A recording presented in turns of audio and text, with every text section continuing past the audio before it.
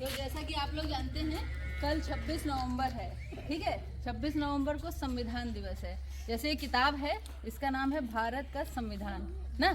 इस किताब में जितने भी नियम कानून बने हैं वो सब इसमें लिखे हैं। कोई किसी को मार नहीं सकता, कोई किसी को जेल नहीं भेज सकता, कोई किसी की ज़मीन नहीं हड़प सकता, सब कुछ।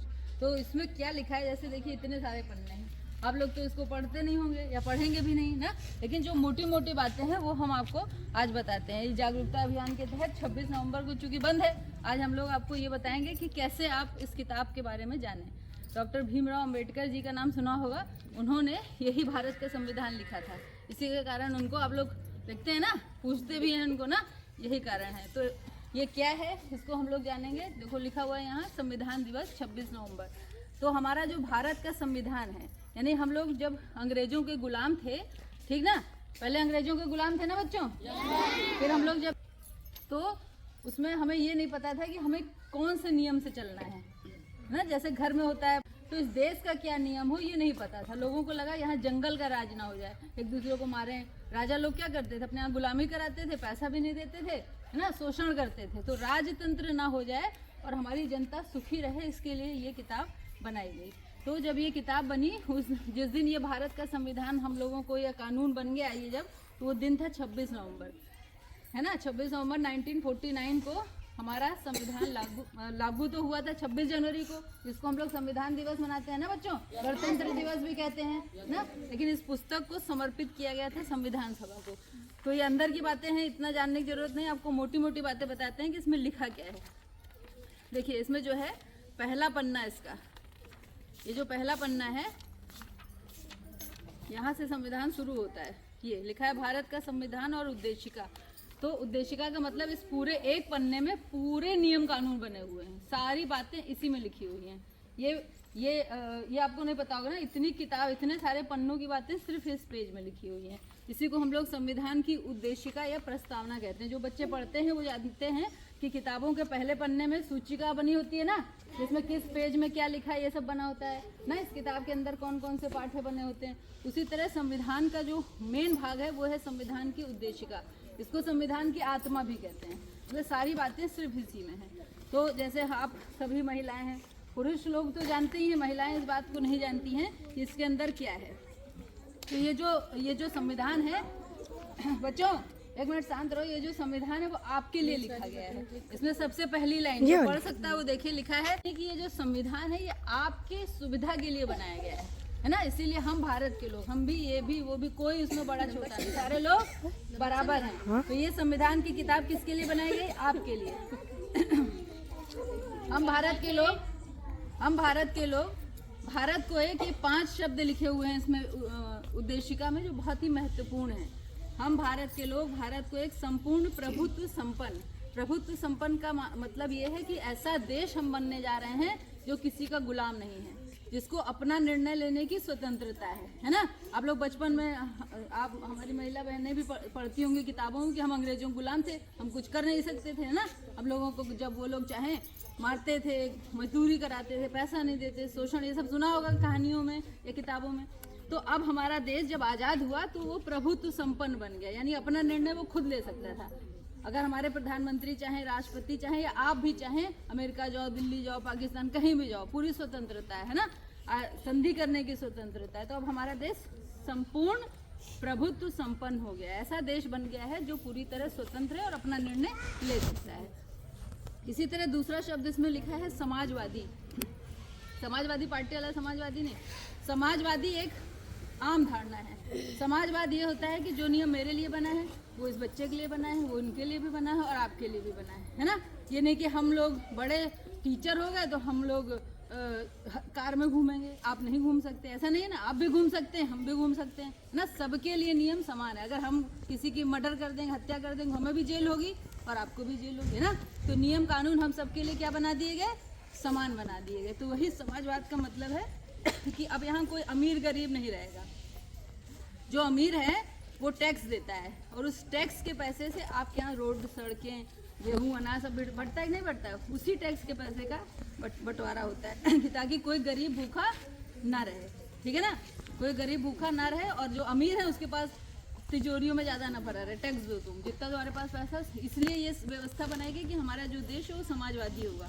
पंथ निरपेक्ष का मतलब ये होता है कि जो देश है ये पूरे देश की बात हो रही है कि देश कैसा होगा। जैसे अली नगर खुर्द है ना, यहाँ एक गांव होगा, यहाँ इतने लोग रहेंगे, सब बना है नियम, तभी तो रह रहे हैं लोग। इसी तरह इस देश में जो है पंथ निरपेक्ष का मतलब ये है कि कोई हिंदू होगा, कोई मुसलमान होगा, कोई क्रिश्चियन होगा, है ना। यहाँ पे बहुत सारे क्रिश्चियन का प्रचार करने आते हैं, कहीं पुलिस रोकती है उनको? नहीं रोकती। भाई ठीक है, तुम अपने धर्म का प्रचार कर लो, लेकिन देश, अच्छा बताओ, देश हिंदू मुसलमान कुछ है? कुछ नहीं, देश तो देश है।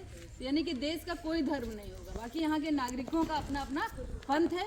उसको जैसे अब किसी मुसलमान को चाहिए इलाज कराना है तो क्या सरकार नहीं देगी? उसको भी देगी, भाई आयुष्मान कार्ड का सुविधा है ना, क्रिश्चियन को भी देगी। तो यानी सब लोग, सारे पंथ, देश जो देश है उसके लिए बराबर है। देश ना हिंदू है, ना मुसलमान है, ना ईसाई है, ना कुछ है।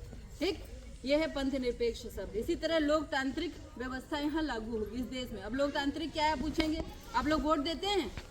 वोट देते हैं ना, तो कौन चुना जाता है? चाहे पार्षद हो, चाहे प्रधान हो, चाहे विधायक हो, चाहे सांसद हो, सब लोग कौन चुनता है? आप चुनते हैं। बोलिए हम चुनते हैं। चुनते हैं कि नहीं चुनते हैं? है ना, जाके वोट दे के आते हैं। तो यानी कि जो अब यहाँ कोई राजा नहीं होता है। पहले क्या होता था, एक ठाकुर साहब बड़े राजा हो गए, उनका लड़का राजा हो गया, ऐसे होता था। अब ऐसा नहीं है ना। अब अगर आप चुनाव लड़ेंगे, आप भी जीत सकती हैं, प्रधान हो सकती हैं, है कि नहीं? तो ये हो गया लोकतांत्रिक व्यवस्था। और गणराज्य है, यानी कि यहाँ किसी राजा का तंत्र नहीं है। अब आपके द्वारा चुना गया आदमी ही यहाँ का राजा होगा। राजा ही है ना, उसके पास आप लोग एप्लीकेशन लेके जाते हैं, हमारी नाली बनवा दो, हमारा खड़ंजा बनवा दो, कहते हो कि नहीं कहते हो? क्यों? क्योंकि आपने उसको चुन के भेजा है। अपने हक के लिए क्यों एहसान नहीं करता आपके ऊपर, आप अपने हक के लिए जाके उससे कहते हैं। तो ये जो उद्देशिका है, इसमें ये 5 शब्द, देखो बच्चों इधर अभी प्रश्न पूछा जाएगा, देखें कौन बताता है। तो ये जो 5 शब्द हैं, ये संविधान की मूल शब्द हैं। यानी कि आपको आपके वोट देने के अधिकार से कोई रोक सकता है? कोई नहीं रोक सकता, बस वोटर ID बनी होनी चाहिए, है कि नहीं? इसी तरह इस संविधान ने ये 5 बातें कहते हुए आगे बढ़ाया और कहा कि ये जो संविधान है, ये देश इनको संपूर्ण प्रभुत्व संपन्न होगा, समाजवादी होगा, पंथ निरपेक्ष होगा, लोकतांत्रिक होगा और ये गणराज्य होगा। और ये अपने समस्त नागरिकों को, यानी कि आपको हमको क्या देगा? ये जो संविधान है क्या दे रहा है? ये दे रहा है सामाजिक, आर्थिक और राजनीतिक न्याय दे रहा है। यानी कि कोई महिला अपने पति के द्वारा प्रताड़ित की जाती है, मारी जाती है, होती कि नहीं होता है? तो वो पुलिस में जाती कि नहीं जाती? FIR लिखी जाती कि नहीं लिखी जाती? लिखी जाती है ना। यानी कि सामाजिक रूप से अगर किसी के साथ अन्याय हो रहा है तो सरकार हमें संरक्षण देती है, सरकार संरक्षण, है कि नहीं? इसी तरह आर्थिक न्याय, जैसे कि आप चाहें तो मजदूरी कर सकती हैं, आप चाहें सरकारी नौकरी कर सकती हैं, आप चाहें तो स्कूल में पढ़ा सकती हैं। कुछ भी रोजगार पाने की जो आर्थिक पैसा कमाने की स्वतंत्रता है, ये आपको दी है। जब हम लोग गुलाम थे तब नहीं थी, तब आप मजदूरी भी वो बड़े लोग कराते थे, अंग्रेज लोग हों या बड़े जमींदार लोग, मार के भगा भी देते थे। पैसा देने का अधिकार। अब आप अगर कहीं मजदूरी करने जाएंगे तो पैसा मिलता है कि नहीं मिलता है? हाँ, तो वो है आर्थिक न्याय। और राजनीतिक न्याय, यानी चाहे आप हो, चाहे ये बच्चे बड़े होंगे, कोई भी चुनाव लड़ सकता है। लड़ सकता है कि नहीं लड़ सकता है ना? तो ये हो गया आपका राजनीतिक न्याय। अब कोई बंधन नहीं कि बड़े आदमी चुनाव लड़ेंगे, राजा लोग चुनाव, ऐसा कुछ नहीं। अब आम आदमी भी लड़ सकता है। तो हमें जो है सामाजिक, आर्थिक, राजनीतिक न्याय की व्यवस्था इस पन्ने में खाली दी गई है। पूरी बात कह दी ना इसने, है ना। अब इसके अंदर पूरे नियम लिखे हुए हैं, फिर बताते हैं कितने नियम हैं। इसी तरह विचार, आपको सोचने की स्वतंत्रता है कि नहीं? पहले क्या होता था कि जैसे मान लो ये बहन है, ये कह रही हम जा रहे हैं पढ़ने, याद होगा आपके दादी वादी के समय में होता होगा, लड़कियों को 5 क्लास पढ़ने नहीं देते थे, गाँव बाहर नहीं जाना, यहीं रहो, मारते पीटते करते थे, है ना। उनको भी अब अगर आप पढ़ना चाहती हैं तो लोग जाने देते हैं, है ना। वो बात अलग है कि दूर है या कोई जा रहा है साथ में, वो सब अलग बात है। लेकिन अब आप सोच सकती हैं कि मुझे वकील बनना है, मुझे डॉक्टर बनना है, मुझे पेंटर बनना है, सोच सकती ना। और फिर सोचो आप और उसको लोगों को बताओ। जैसे हम टीचर हैं, हम आपको बता रहे हैं, है ना। आपको मान लो कढ़ाई आती है तो आप लोगों को सिखा रही हैं, है कि नहीं। तो इसको अभिव्यक्त करना और अपने ऊपर विश्वास करना। जैसे हम बात जो आपको बता रहे हैं, सच बता रहे हैं, इसमें लिखी हुई बता रहे हैं। इसी तरह आपके अंदर जो हुनर है या अपनी जो बात है वो समाज को आप बता सकती हैं कि ये बात सच है। उसको बोलते हैं विश्वास। और धर्म की स्वतंत्रता। धर्म क्या है? आप हिंदू, मुस्लिम, सिख, ईसाई किसी भी धर्म के हो सकते हैं। क्या इस गेट के अंदर आने को मना करेंगे? हम नहीं मना करेंगे, सब लोगों का स्वागत है। क्योंकि हमारा विद्यालय सरकारी, भाई सरकार की तरफ चल रहा है, नहीं रोक सकते हैं। क्योंकि हमारे संविधान ने ये बात कही कि कोई भी जो है वो धर्म मान सकता है। और उपासना, यानी कि आप किसी भी पद्धति से, जैसे आपके यहाँ होता है ना, जाते हो उसमें घड़े में रख करके देवी की पूजा करने, कहीं लिखा है? नहीं लिखा है। परंपरा है, हमारी दादी करती थी, बाबा करते थे, तो हम लोग भी कर रहे हैं। करते हैं नहीं करते हैं? लेकिन दूसरे गांव वाले करते हैं ऐसा जरूरी नहीं, दूसरे गांव वाले दूसरे तरीके से पूजा करेंगे, है ना। तो पूजा की विधियों, उपासना की भी स्वतंत्रता, आप चाहे जैसे करो, कोई पुलिस वाला आपको नहीं रोकेगा। रोकता है कहीं? रोकता है? नहीं रोकता है ना पुलिस वाला। तो हमें विचार, अभिव्यक्ति, विश्वास, धर्म और उपासना की 5 स्वतंत्रताएं दी गई हैं। अगर इनमें से एक भी हटा लिए जाए तो पुलिस आएगी। देखो, नशा करने की स्वतंत्रता नहीं है, इसीलिए पुलिस आती है, नशेड़ियों को ले जाती है। जुआ खेलने की स्वतंत्रता नहीं है, पुलिस आती ले जाती है ना। जो स्वतंत्रता नहीं उसको पकड़ ले जाएगी, और जो स्वतंत्रताएं हैं, है ना, उसमें जैसे कोई गाय पाल रहा है, भैंस पाल रहा है, बकरी पाल रहा है, क्यों? क्योंकि पैसा कमाना है। कभी कोई रोकता है? नहीं रोकता है। तो ये आपकी स्वतंत्रता है। इसी तरह प्रतिष्ठा और अवसर की समता दी गई है आपको, यानी कि मान लो कोई आप में से दूध बेच रहा है, ठीक ना, तो बगल वाला आगे गाली तो बकेगा नहीं कि बड़ी दुष्ट औरत है ना, गंदा काम करती है, ऐसा कहेगा नहीं? कहेगा अरे तो बहुत अच्छी, कम से कम दूध बेच के अपने बच्चों को तो पाल रही है। कहते हैं नहीं कहते हैं? यानी कि आपकी प्रतिष्ठा है। अगर आप अच्छा काम समाज में करेंगे तो लोग उसको कहेंगे अरे फलाने की बीवी बहुत अच्छी, फलाने की बहू बहुत अच्छी, ऐसा कहते हैं ना। कोई सिलाई अच्छा कर ले रहा है तो उसकी प्रतिष्ठा है। और उस हर महिला को, हर बच्ची को, हर बच्चे को अवसर की समानता देनी चाहिए। आप सब माताएं हैं कि मत जो बेटा है उसको ज़्यादा पढ़ा दें, बेटी है ज़्यादा पढ़ा दें। आपके ही गांव में कुछ लड़कियां पुलिस में हैं, कुछ है ना, तो उनकी माँ ने पढ़ाया तभी तो आज हैं। इसलिए आप लोग पढ़ाइए, बेटे बेटी या किसी में भी कोई भेद नहीं करना। ये है समता का अधिकार हमारा। इसी तरह गरिमा और राष्ट्र की एकता और अखंडता। मान लो गरिमा ये होती है कि हम आपको अच्छा अच्छा खाना खिलाएं, ठीक है, आपके पति मान लो अच्छा अच्छा खाना खिलाएं, घर वाले अच्छा, और उसके बाद मारे भी, खूब मारे, कैसा लगेगा? ऐसा लगेगा अच्छा हमें गुलाम बना के रखे, लगता है कि नहीं लगता है? तो ये इसको बोलते हैं, शब्द को बोलते हैं गरिमा। हर औरत की अपनी गरिमा होती है। एक दिन कोई सहता है और एक दिन हाथ पकड़ लेता है, अब मारेगा तो तुम्हारे भी हाथ तोड़ दे, कहते हो नहीं कहते हो? ये अंदर की आत्मा की गरिमा है। तो हर व्यक्ति, पुरुष हो, महिला हो, या कोई भी, उसकी गरिमा होती है। तो ये जो संविधान है इसकी रक्षा कर रहा है। जब आप एक बात, किसी को कोई मार रहा है, आप लोग सड़क से जा रहे हैं, ठीक, आपका लेना देना नहीं है, लेकिन आप कहेंगे उसको नहीं मारो, क्यों मार रहे हो? अभी रुको हम पुलिस को बताते हैं। आप कह सकते हैं ये, क्योंकि उसका हनन हो रहा है, उसको अपमानित किया जा रहा है, किसी को भी, है ना। तो इसको बोलते हैं गरिमा। और इन सब में जरूरी है कि अगर आप अपने घर में बम बना रहे हैं मान लो, ठीक है, तो बम बनाना क्या है? अपराध है ना। RDX रखना अपराध है, नशा बेचना अपराध। अगर इस तरह का काम कर रहे हैं तो इससे देश की एकता और अखंडता बाधित होती है। तो सरकार, ये जो हमारा संविधान ये मना करता है कि आप ये नहीं कर सकते हैं, है ना। देश विरोधी कोई भी गतिविधि नहीं कर। आप कह दो पाकिस्तान जिंदाबाद, तो ये अच्छी बात है, अच्छी बात है, तुरंत पुलिस आएगी पकड़ के ले जाएगी। तो हमें क्या करना? भारत जिंदाबाद, वंदे मातरम, हम लोग ये बोलते हैं ना, बोलते हैं नहीं बोलते हैं बच्चों, है ना। देखो देश के झंडे का हम लोग सम्मान करते हैं। अभी झंडे को नीचे गिरा दो तो ये अपराध है, ये नहीं कर सकते हम लोग। तो ये जो संविधान है, ये उद्देशिका में इतनी बातें बताई गई हैं। और इन सब बातों को बताते हुए डॉक्टर भीमराव, ये बनाया था जवाहरलाल नेहरू ने, उद्देशिका। ये पूरी किताब को जो है पूरे ऐसे पन्नों में लिखने का काम किया था डॉक्टर अम्बेडकर जी ने। तो उन्होंने मिति मार्ग शुक्ल सप्तमी संवत 2006 विक्रमी, यानी 26 नवंबर 1949 को ये संविधान की किताब देश को समर्पित कर दी। और कहा कि ये किताब से अब पूरा देश का कानून व्यवस्था चलेगी। इसीलिए देखा होगा जब अम्बेडकर जी की फोटो होती है उसमें ऐसे किताब पकड़े रहते हैं, उंगली, वो नियम बताते हैं कि इसी नियम से चलना है। और आज देश 75 साल हो गए आज़ाद हुए, फिर भी हम इसी नियम से चल रहे हैं। यानी कुछ बात तो अच्छी होगी। लगभग 200 कुछ देशों की यात्रा की गई। जैसे अब हम आप लोगों को कहें कि अपने गांव के लिए नियम बनाइए, इनको भेज दें, माती उनको भेज दें, जरवल उनको, हर गांव में आप लोगों को भेज दें, तो आप लोग जाएंगे उस गांव से एक अच्छी बात लेके आएंगे। इस गांव की भी कुछ अच्छी बात होगी, है ना। का भाई अलीनगर खुर्द की अच्छी बात, माती की वो अच्छी बात, कमलापुर की ये अच्छी बात। ऐसे करते करते एक कमरा भर गया कागजों से। तो ये हुआ कि इतनी सारी किताबें तो नहीं बन सकती, एक किताब बनी है। तो 7 लोगों की एक कमेटी बनी जिसको प्रारूप समिति कहते हैं, जिसके अध्यक्ष अम्बेडकर जी थे। तो अब उन्होंने ये किताब, उस पूरे कमरे में से अच्छी बातें निकाल के ये किताब बनाई। अब इसमें सबकी बातें हैं। जैसे हम बच्चे हैं, ये बच्चे हैं, अभी हम लोग आपको बताएंगे, इनको भी पढ़ाना जरूरी है। अगर आप नहीं पढ़ाएंगे तो आप जेल जा सकते हैं। 6 से 14 वर्ष के बच्चों को निःशुल्क और अनिवार्य, हम लोग पैसा लेते हैं आपसे? नहीं लेते हैं ना, गवर्नमेंट वाले नहीं लेते हैं। क्यों? क्योंकि सरकार आपको पढ़ा रही है कि हर बच्चा 6 से लेकर 14 साल का बच्चा पढ़ा लिखा हो, उसे मजदूरी नहीं करा सकते। ये सब ये इस किताब में लिखा है ना।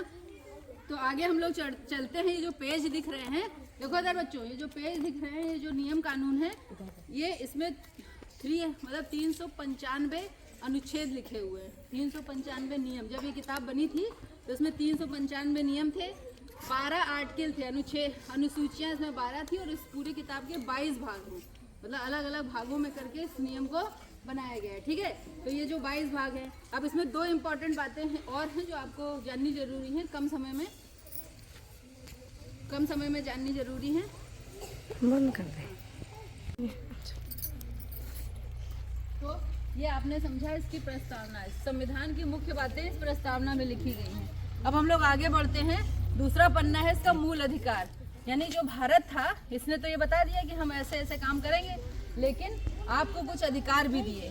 ठीक है, आपका अधिकार क्या है? जैसे सरकार देती है ये अधिकार कि नहीं ये अब बच्चों तुम लोग बिल्कुल शांत होकर सुनोगे। सरकार क्या अधिकार देती है, उसी को हम लोग आपकी मूल अधिकार कहते हैं। अगर कोई इसका हनन करता है तो उसको जेल भेजेगी सरकार। ठीक है, तो ये बहुत जानना जरूरी है कि मूल अधिकार है क्या। ठीक है, तो आपको जो है भाग 3 संविधान के, जैसे आपने अभी बताया ना 22 भाग होते हैं, बताया ना। अच्छा, जो बच्चे बोल रहे हैं इनसे अभी हम पूछेंगे क्या बोल रहे हैं, इसलिए बिल्कुल शांत होकर सुनो। तो जो भाग 3 है, 22 भागों में से भाग 3 बहुत महत्वपूर्ण है। उसमें आपके बच्चों के, बड़ों के, आदमियों के, बुढ़ों, सबके अधिकार दिए गए हैं। तो जैसे कि हम जैसे अभी बताएंगे, जैसे उसको बोलते हैं भाग 3 और अनुच्छेद जो है, जैसे आप लोग ये पढ़ रहे थे, पहला पन्ना ये था, तो जब भाग शुरू होते हैं, पहले भाग में नागरिकता दी गई है। 1 से लेकर के 14 तक जो अधिकार है वो नागरिकता, कौन यहाँ का नागरिक होगा कौन नहीं होगा ये बताया गया। जैसे आप लोग उसके पास जाते हैं, पार्षद के पास लिखवा के लाते हैं ना, मैं अलीनगर खुर्द का निवासी हूँ, वही आपका परमिट है। अगर वो न लिख के दे तो कोई नहीं मानेगा कि आपकी जमीन है यहाँ है या जायदाद है ना, उसी को नागरिकता बोलते हैं। आप सब यहाँ के नागरिक हैं। इसी तरह 12 से लेकर के अनुच्छेद 32 तक, उसको कहते हैं मूल अधिकार। क्या कहते हैं? मूल अधिकार। ये आपका मौलिक अधिकार है, हर व्यक्ति का अधिकार है। जैसे अभी आप सुन करके सोचेंगे पुलिस वाले आते हैं पकड़ के ले जाते हैं, आप लोग डर जाते हैं कि अरे पुलिस ले गई और मारेगी। मार नहीं सकती आपको पुलिस, और अगर ले जाएगी तो ये बताएगी कि किस अपराध के लिए। आप लोग उससे पूछो क्यों ले जा रहे हो, बताओ कारण, तो कागज दिखाएगी हाँ इसलिए ले जा रहे हैं। फिर 24 घंटे के अंदर जमानत करेगी। वो इस गाँव में कुछ लोग नशा करते थे, एक बार हमने पकड़ा के हम घर नहीं पहुंच पाए, वो छूट के आ गए, तो मजिस्ट्रेट के सामने गई, मजिस्ट्रेट का जनरल ओपिनियन, छोड़ो इतना मुआवजा दो, पैसा लेती है, छोड़ देती है ना। तो ये जो है, ये इन सब बातों को हम लोग देखेंगे, ये इन्हीं में बताया गया है। 14 से अनुच्छेद 14 से लेके 32 तक बताया गया है। पहला है समता का अधिकार, 14 से लेके 18 तक। समता मतलब समानता का अधिकार, महिला पुरुष जो भी है यहाँ पे सब लोग समान हैं। दूसरा है स्वतंत्रता का अधिकार, अनुच्छेद 19 से लेके 22 तक। तीसरा है शोषण के विरुद्ध अधिकार, यानी आपका कोई शोषण नहीं कर सकता। इन अधिकारों को हम लोग आगे देखेंगे, उसके पहले एक मोटा जान लेते हैं। धर्म की स्वतंत्रता है आपको, है ना, अनुच्छेद 25 से लेकर 28 तक। इसी तरह संस्कृति और शिक्षा संबंधी अधिकार आपको दिए गए हैं इस संविधान में। तो मूल अधिकार की जो सबसे जरूरी बात है वो हम आपको बता दें, वो है स्वतंत्रता का अधिकार, 19 से लेकर के 22 तक, है ना। इसमें कहा गया है, देखो इसमें लिखा हुआ है, ऐसा नहीं हम बोल रहे हैं। देखो भाग 2 में नागरिकता लिखी है, ये मूल अधिकार। भाग 3 में है मूल अधिकार। पहले अनुच्छेद 12 में परिभाषा है, अनुच्छेद 13 में मूल अधिकार है, अनुच्छेद 13 में मूल अधिकार है, और 14 से शुरू होती है समानता। जैसे विधि के समान समानता दी गई आपको, यानी कि अगर सरिता किसी का मर्डर करेंगी तो उनको भी फांसी मिलेगी, हम करेंगे हमें भी मिलेगी और आपको भी मिलेगी। यानी एक अगर अपराध होता है तो उसकी सजा समान रूप से सबको मिलेगी, है कि नहीं? ये बात जानते होंगे आप लोग। इसको बोलते हैं समानता का अधिकार। ठीक है, दूसरा है अनुच्छेद 14 में है, अनुच्छेद 14 में है धर्म, मूलवंश, जाति, लिंग और जन्म स्थान के आधार पर विभेद नहीं कर सकता आपसे। यानी कि आप ये नहीं कह सकता कि आप क्रिश्चियन हैं तो हम आपका सरकार साथ नहीं। वही कार्ड वाली जो बात है, अगर आयुष्मान कार्ड बना है तो चाहे किसी धर्म को आपका इलाज गवर्नमेंट फ्री करती है। आपका राशन कार्ड बना है, चाहे किसी धर्म को अनाज देती है कि नहीं देती है? इधर दिखा, देती है कि नहीं देती है? देती है ना, सबको फ्री देती है। और इसी तरह जाति, यानी कोई एससी होगा, कोई एसटी होगा, कोई पंडित होगा, कोई ठाकुर होगा, है ना, इसको सामान्य जाति बोलते हैं। फॉर्म भरेंगे तो आपको भी नौकरी मिलेगी, इनको भी मिलेगी, सबको मिलेगी। होता है कि नहीं होता है? तो और तीसरा है लिंग, यानी पुरुष और महिला। जैसे पुलिस में पहले महिलाएं नहीं जाती थी, अब देखो लड़कियां जा रही कि नहीं जा रही? आपके गांव की लड़कियां जा रही हैं। डॉक्टर महिलाएं बन रही नहीं बन रही है ना, वैज्ञानिक बन रही नहीं बन रही, तो महिलाएं तो बन रही हैं, तो महिला और पुरुष दोनों समान हो गए कि नहीं हो गए। और जन्म स्थान, ये नहीं कि आप अलीनगर खुद में रहते हैं तो आप फॉर्म नहीं भर सकते, आप भारत के किसी कोने में रहें और कोई भी नौकरी निकलती है, कोई भी सुविधा हो, आप उसके भागीदार हैं। ये देखिए इसमें कह रहा है किताब में, ऐसा नहीं कि हवा में सब काम हो रहा है, जो भी होता है अपने सिस्टम में सब नियम कानून से होता है। तो ये कानून है। अगर कोई आपको कह दे, मान लो आपको कह दे कि आप SC हैं, मान लो हम SC हैं, हमको नौकरी नहीं देगा, जो कहेगा, मान लो चाहे प्राइवेट नौकरी चाहे सरकारी, तो वो जो आदमी कह रहा है ये उसको जेल जाना पड़ेगा। कौन भेजेगा? भारत का संविधान उसको जेल भेजेगा ना। तो ये सब ये हमें क्या दी गई है? समानताएं दी गई हैं। इसी तरह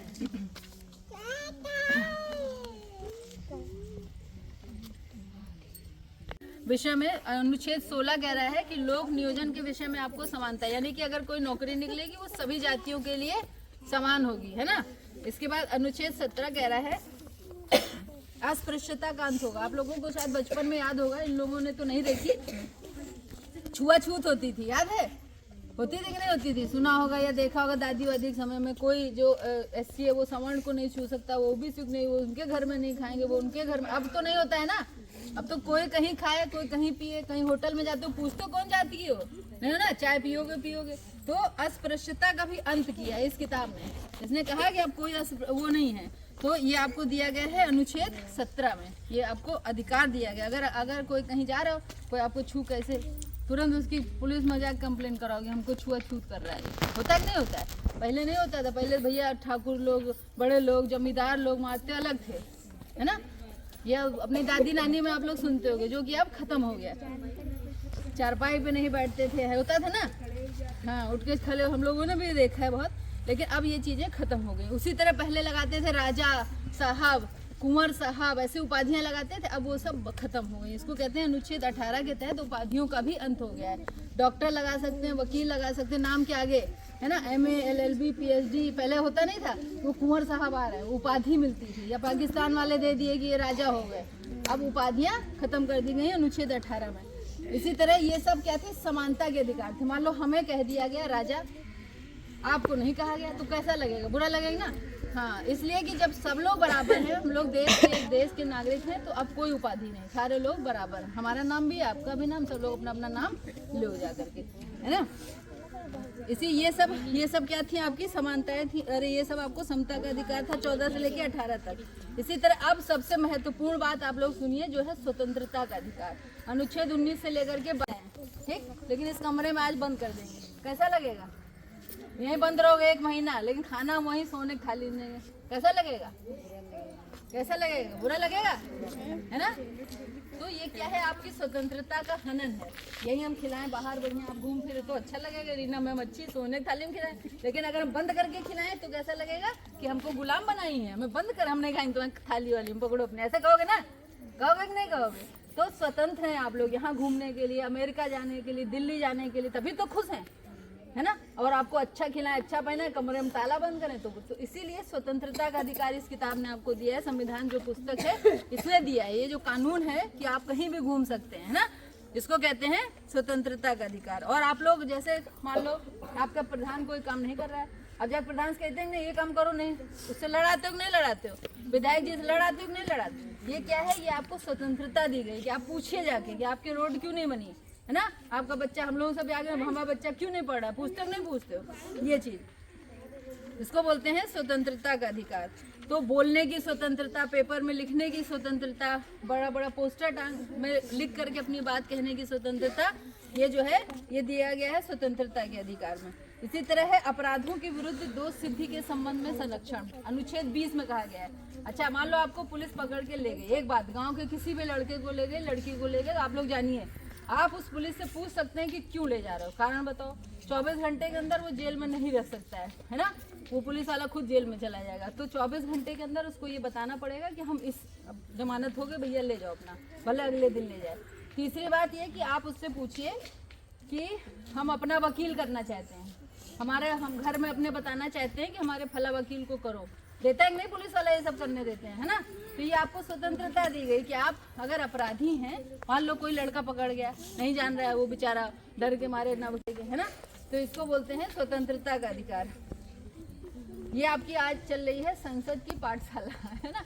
पढ़ते काका काका ABCD, ये बच्चे भी बहुत पढ़े, आप लोग भी बहुत पढ़े, लेकिन नियम कानून भी तो जानो। ये नहीं सोचो मेरे ऊपर कोई एहसान कर रहा है। आपकी चिकित्सा फ्री हो रही है, हो रही नहीं हो रही, कार्ड के माध्यम से खाना फ्री, ऐसा नहीं कोई एहसान कर रहा है। ये आपको इस किताब ने आपको अधिकार दिया है कि यहाँ कोई गरीब अमीर नहीं। अगर गरीब के पास खाने को नहीं, दो जाके दो बार कौन देगा? DM देगा आपका। कौन देगा? आपका सरकार आपको आकर के देगी, है ना। ये है स्वतंत्रता का अधिकार। तो जैसा कि इसको चूंकि बहुत सारी धाराएं हैं, तो ये हमने पढ़ के बता दी।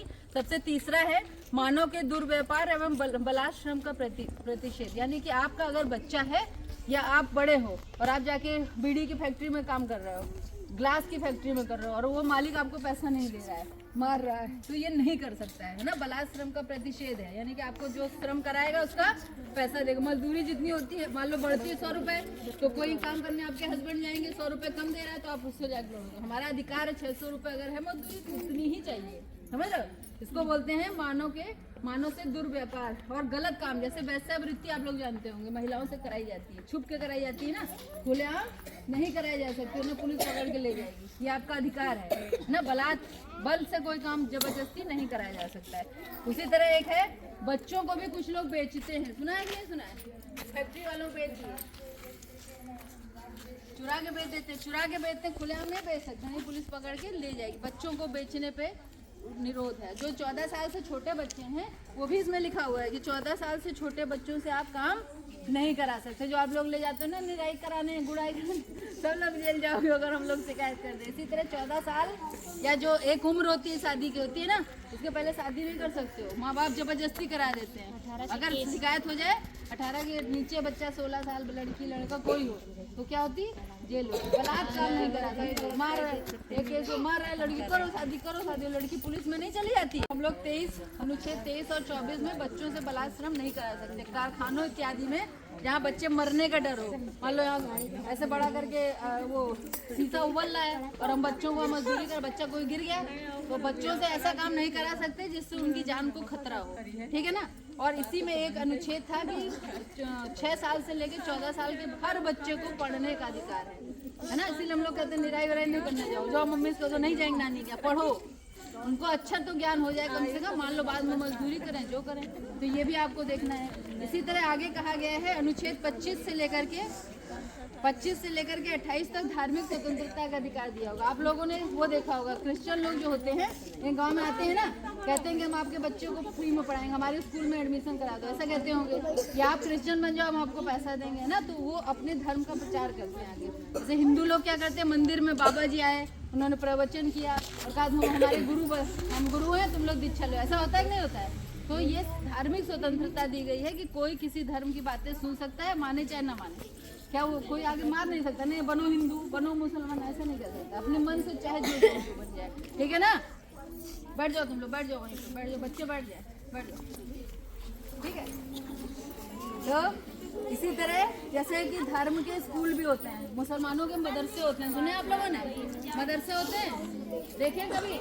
मदरसों में जाकर के फ्री में शिक्षा आप लोग प्राप्त कर सकते हैं। इसी तरह अल्पसंख्यक वर्गों का भी संरक्षण है। अल्पसंख्यक वर्ग जैसे आप लोगों ने वो देखे होंगे, जो डेरे नहीं डालते हैं कहीं जाकर के, है ना, मुस्लिम होते हैं या उस जनजाति जो लोग होते हैं, उन लोगों को भी संरक्षण ये संविधान देता है कि उनकी औरतों को भी नौकरी मिले, खाना मिले, कार्ड मिले, ये सब बने उनका ये है। इसी तरह ये है संस्कृति और शिक्षा संबंधी अधिकार 29 से लेकर के 30 तक बताए गए हैं। इसी तरह एक इसमें अधिकार था 31A, जिसमें कि आपको संपत्ति रखने का अधिकार है, जो कि सरकार ने खत्म कर दिया। पहले ये जो स्वतंत्रताएं थी ये 7 थी, इसमें एक था कि जो सुनो है बच्चों, इधर देखो, इधर बेहतर देखो, जो पहले स्वतंत्रता थी वो 7 दी गई थी। जैसे कि समता का अधिकार, सब लोग समान है, स्वतंत्रता का अधिकार है ना।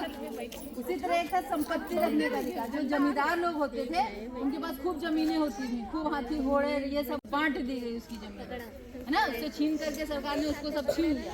पहले आप लोग यही मानती है, यहाँ सुनते होंगे 100 बीघे जमीन होती थी, फिर सरकार ने उसको छीन लिया, सुना है ये बात, है ना। 100 बीघे जमीन सरकार ने ले ली, फिर सबको थोड़ी थोड़ी बांट दी, SC को बांट दी, गरीबों को, सबको दे दी ना। ये यही को ये माती का भी सुना होगा, बहुत सारे लोगों के पास जमीनें थी, ब्राह्मणों के पास, सबसे ले ली गई। तो 100 बीघे सरकार ने अधिकृत कर दी और गरीबों में बांट दी। तो ये क्यों कहा गया? क्योंकि सारे लोगों को समानता का अधिकार मिल सके। ये तो आपको सरकार ने अधिकार दिए। किसने दिए? संविधान ने अधिकार दिए, है ना। किसके रूप में दिए? मूल अधिकार के रूप में। क्या दिए?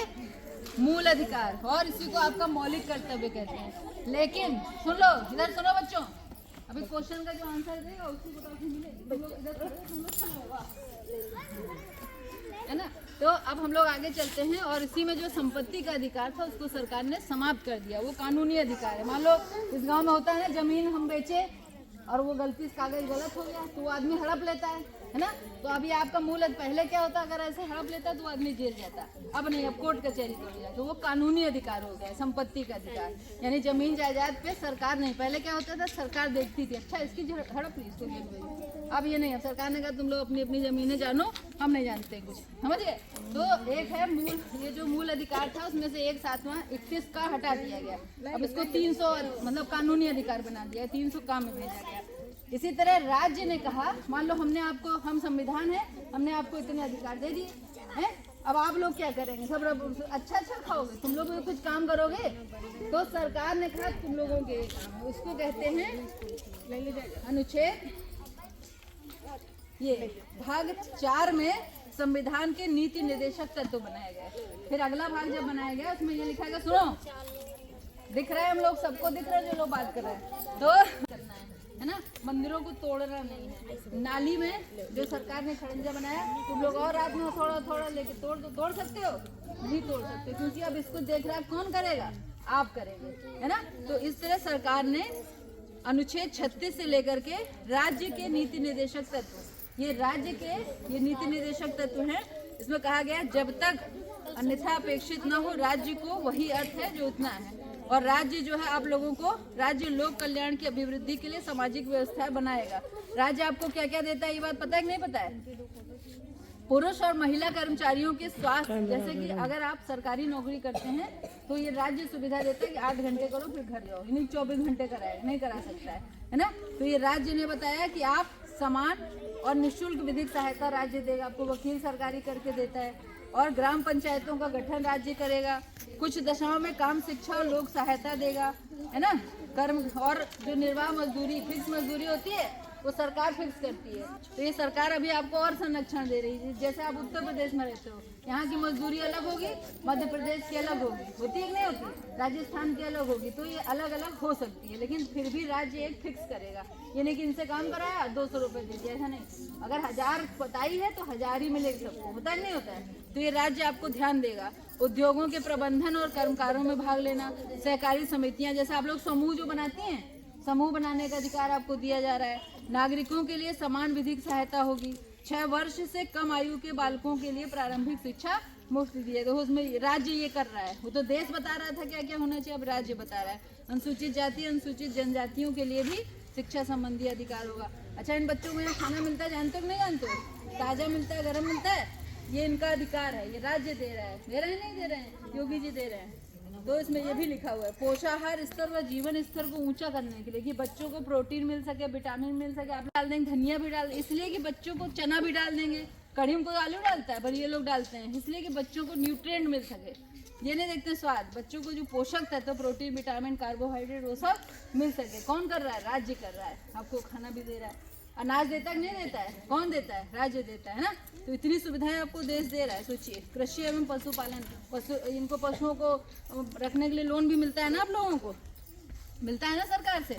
पर्यावरण संरक्षण के लिए, संवर्धन के लिए वन, ये जो पेड़, जंगल लगाने की भी जगह देता है। जो जीएस की जमीन होती है वो जंगल लगाने के लिए तो देता ही सरकार, कि लगा लो, भले लोग कब्जा कर ले, वो अलग बात है ना। इसी तरह राष्ट्रीय महत्व के स्थानों और उनको संरक्षण देता है, कि आप मंदिर नहीं तोड़ो, है ना। अगर कोई तोड़ रहा है तो तुरंत पुलिस आ जाती है, ये सब भी देता है। कार्यपालिका से न्यायपालिका का पृथक्करण, यानी कि अगर पुलिस नहीं सुन रही है तो आप लोग कोर्ट भी चले जाते नहीं चले जाते, तो वो कानून अलग है और कोर्ट में जाकर के न्याय अलग मिल जाता है आप लोगों को। तो ये थे राज्य के कर्तव्य, राज्य के वो नीति निर्देशक तत्व थे जो राज्य ने बताया कि ठीक है, हमारे यहाँ, हमारे उत्तर प्रदेश में आगे तुम रहो, हम तुम्हें ये सुविधाएं देंगे, है ना। मिल गई ये सुविधा। अब कहा कि आप क्या करेंगे, कहा कि नागरिक लोग क्या करेंगे। तो इन्होंने कहा भाग 4 का में मूल कर्तव्य बताए गए हैं, जो कि 51 का मूल कर्तव्य, भारत के प्रत्येक नागरिक का ये कर्तव्य है। यानी कि आपके भी तो कुछ काम होंगे, वो भी इसने बता दिए। मतलब हर चीज लिखी हुई है इसमें, कब खाना है, कब सोना है, कब उठना, सब कुछ लिखा हुआ है ना। लेकिन आप लोग इसको ऐसे नहीं बताया जाता है, तो इसलिए बता रहे हैं आप लोगों को। जैसे ये जो संविधान में लिखी हुई सारी बातें हैं, उसका पालन आप लोग करेंगे। उसका पालन आप लोग क्या करेंगे, एक एक बात का पालन आप लोग करेंगे। जैसे पहला है संविधान का पालन करें, उसके आदर्शों, संस्थाओं, राष्ट्र ध्वज और राष्ट्रगान का। राष्ट्रगान जब होता है जनगण मनगण, हम लोग ऐसे करके खड़े हो जाते हैं। कोई देख रहा है क्या, नहीं देख रहा है। लेकिन ये हमारा, इनके लिए कितने लोग मर गए, आजादी की लड़ाई मरे थे ना, उनको मार देते थे अंग्रेज लोग, अत्याचार, तब ये झंडा मिला है हम लोगों को। ये नहीं कि इसको जमीन बिछा के सो जाए, अपराध है ना, इसको ऊपर हमेशा रखना है। इसी तरह दूसरा है स्वतंत्रता के लिए हमारे राष्ट्रीय आंदोलन प्रेरित करने वाली जो बातें हैं, जैसे भगत सिंह थे, चंद्रशेखर आजाद थे, वो सब लोग आप लोग जानते हैं ना उनको, रानी लक्ष्मीबाई थी, उनका हमेशा हम लोग श्रद्धा से उनको याद करें। किसका काम है ये, आपका काम बता रहा है, ये किताब बता रही है, ये तो आप लोग ये सब करिए। और भारत की प्रभुता, एकता और अखंडता की रक्षा के लिए काम करें। ये नहीं कि आप पाकिस्तान के नारे लगाने लगे, ऐसा नहीं कर सकते। भारत की जय बोल सकते ना, भारत की रक्षा के लिए आप लोग काम करें, देश की रक्षा के लिए आह्वान करें। भारत के सभी लोगों की समानता, समान भातृत्व और भाषा। ये नहीं कि यहाँ इस गांव में कोई मध्य प्रदेश से आ गया है, आप लोग दूसरी भाषा बोलते हो, लखनऊ वो आ गया, इसको मार भगाने लगे, भागो हमारे गाँव में नहीं आओ। ऐसा नहीं करते हो ना, नहीं करते हो ऐसा। कोई भी बेचने आ रहा है, रहने आ रहा है, आ जाओ भैया आ जाओ, ऐसा करते हैं ना, तो आप उनकी रक्षा करेंगे। इसी तरह पर्यावरण, पेड़ हरे नहीं काटे जाते हैं, मालूम है ना, जेल हो जाती है। तो ये किसको बताया गया, आपको बताया गया, पेड़ मत काटो, नहीं काटते हो आप लोग, ये भी इसमें लिखा हुआ है, सब बातें इसमें लिखी गई हैं। और सार्वजनिक संपत्ति की, जैसे विद्यालय है, इसकी सुरक्षा कौन करेगा, आप गांव वाले करेंगे। हम लोग चले जाते हैं पढ़ा के, कौन करेगा, आप लोग करेंगे, सब लोग बच्चे करेंगे देश के। और इसी तरह माता पिता या संरक्षक है 6 वर्ष से 14, इसमें भी कह रहा है कि 6 वर्ष से 14 वर्ष के बच्चों को पढ़ाने की जिम्मेदारी किसकी है, माता पिता की है। आप लोग उनसे मजदूरी मत कराइए। तो कहने का मतलब ये, इसी तरह आगे भी है, भाग 22 तक है, तो बताएंगे तो बहुत अगले बार हम लोग बताते रहेंगे। तो मेन बातें जो जानने की हैं वो यही है। इसकी प्रस्तावना क्या है, जो कि संविधान की आत्मा है ना, तो आपको स्वतंत्रता, समानता और गरिमा की बात जो करता है। इसके बाद मूल कर्तव्य बताए गए हैं, फिर राज्य के नीति निर्देशक तत्व और